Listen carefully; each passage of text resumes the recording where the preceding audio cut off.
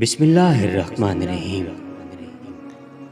بلغ العلا بکمالہ کشف الدجا جمالہ حسنت جمیع خصالہ صلو علیہ وآلہ صلو علیہ وآلہ۔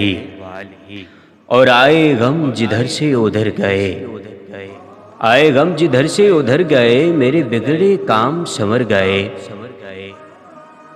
میری زبان نے جب بھی ہے کہا صلو علیہ وآلہ صلو علیہ وآلہ۔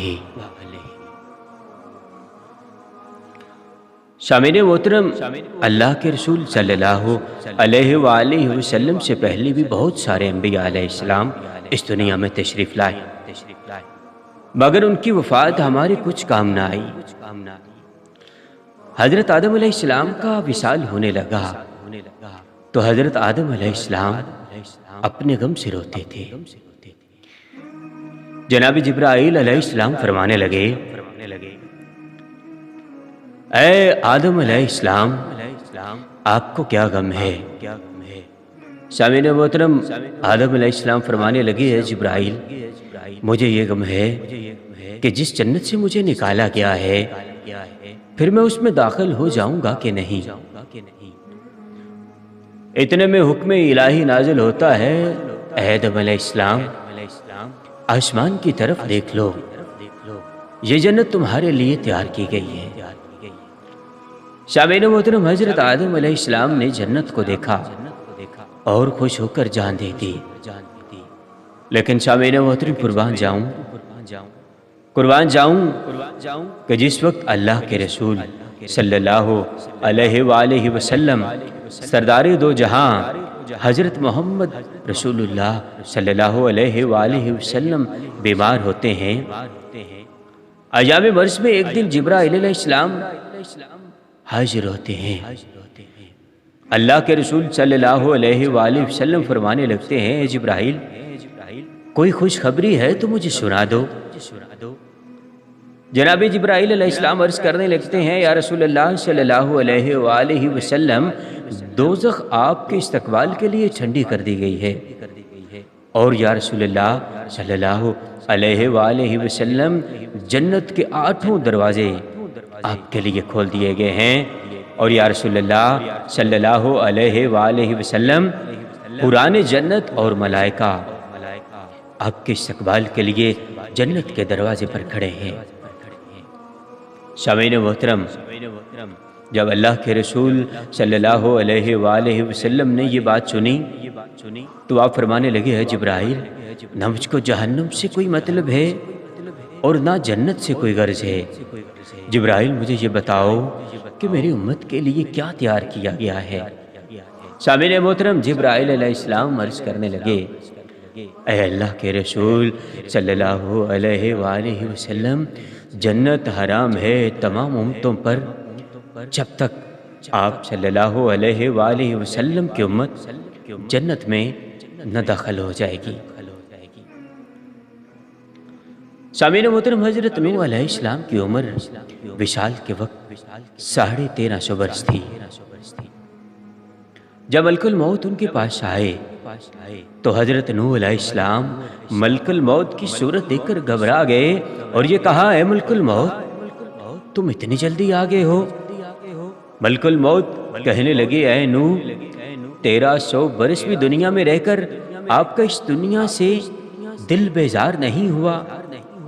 نوح علیہ السلام فرمانے لگے، اے ملک الموت، میں تو یہ سمجھتا ہوں کہ میں کسی ایسے مکان میں داخل ہوا کہ جس کے 2 دروازے ہیں، ایک سے میں اندر آیا اور دوسرے دروازے سے تم مجھے لینے آگے ہو، اور میں یوں سمجھتا ہوں کہ میں اس مکان میں ذرا برابر بھی نہ ٹھہر سکا۔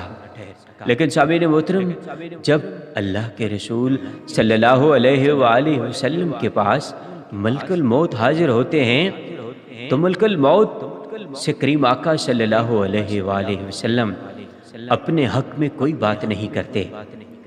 فرماتے ہیں، جبرائیل امی کہاں ہیں؟ اے ملک الموت، جبرائیل امی کہاں ہے؟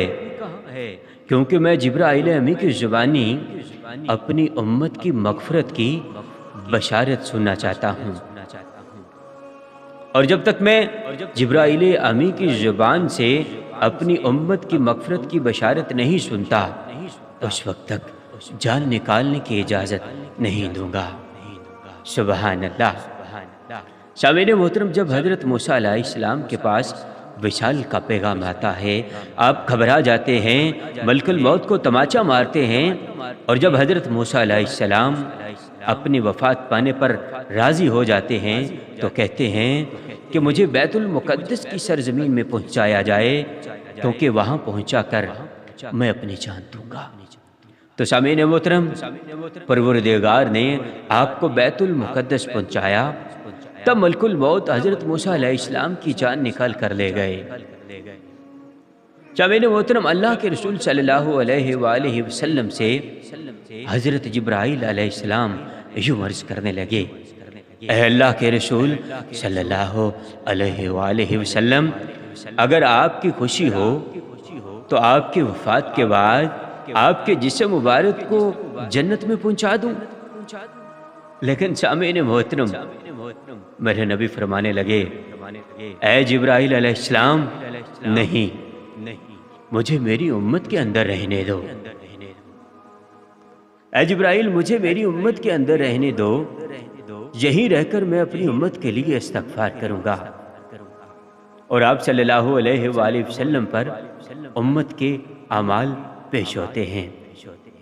اگر امت کی نیکیاں زیادہ ہوتی ہیں تو اللہ کے رسول صلی اللہ علیہ وآلہ وسلم اللہ کا شکر ادا کرتے ہیں، اور اگر امت کے گناہ زیادہ ہوتے ہیں تو اللہ کے رسول صلی اللہ علیہ وآلہ وسلم بارگاہ الہی میں استغفار کرتے ہیں اور امت کے لیے بخشش کی دعا مانگتے ہیں۔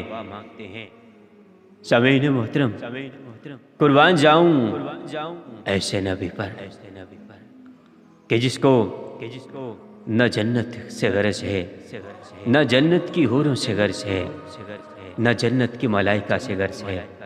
سامعین محترم، قربان جاؤں ایسے نبی پر کہ جسے غرض ہے، جسے فکر ہے، جس سے خیال ہے تو اپنی امت کی بخشش کا خیال ہے، جسے خیال ہے تو اپنی امت کی مغفرت کا خیال ہے۔ اور آئیں گے قبر میں بھی وہ چھڑوانے، آئیں گے قبر میں بھی وہ چھڑوانے، درد کتنا ہے امتی کے لیے، درد کتنا ہے امتی کے لیے۔